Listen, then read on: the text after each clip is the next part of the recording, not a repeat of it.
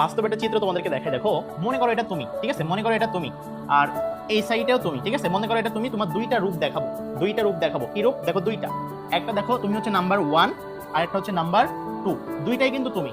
মনে করো তুমি হচ্ছে পরিশ্রম করতেছো, তুমি হচ্ছে পরিশ্রম করতেছো। তাহলে তুমি যদি পরিশ্রম করো, তাহলে পরিশ্রম পার্সনটাকে যদি আমি এটা ধরি, আর মনে করো তুমি ফাঁকিবাজি করো, ফাঁকিবাজি, ঠিক আছে, মনে করো তুমি ফাঁকিবাজি করতেছো। তাহলে ফাঁকিবাজি যদি করো, তাহলে তোমার রূপ হচ্ছে এটা।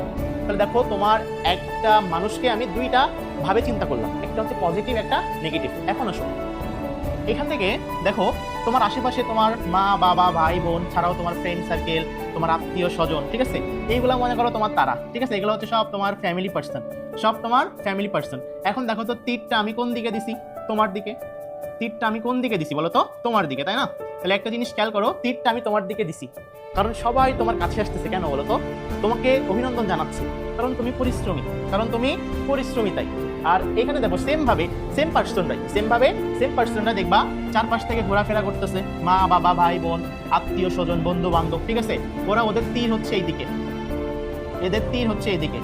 এখন দেখো এদের তীর কেন এইদিকে? কারণ তুমি তো ফাঁকিবাজ, ঠিক আছে, দিন শেষে চান্স পাবা না, সবাই দেখবা মুক্তি বেগে চলে যাবে, ঠিক আছে, সবাই তোমার কাছ থেকে মুক্তি বেগে চলে যাবে। এখন আসো, আর যদি পরিশ্রম করো সবাই তোমাকে আঁকড়ে ধরবে, ঠিক আছে। এখন তুমি কি চাও? তুমি পরিশ্রম করতে চাও নাকি তুমি ফাঁকিবাজি করতে চাও? এটাও সিদ্ধান্ত তোমাকে নিতে হবে, ঠিক আছে। তাহলে দেখবা তুমি যখন ভালো কিছু করবা সবাই তোমাকে অভিনন্দন জানাবে, আর তুমি যখন সফলতা পাবা না, তুমি যখন মনে করো যে ফেল করছো, ভাই তোমার কাছে বিশ্বাস করো একমাত্র তুমি ছাড়া তোমার কাছে আর কেউ থাকবে না, ঠিক আছে, তোমার কাছে কেউ আর থাকবে না, এটা মাথায় রেখো।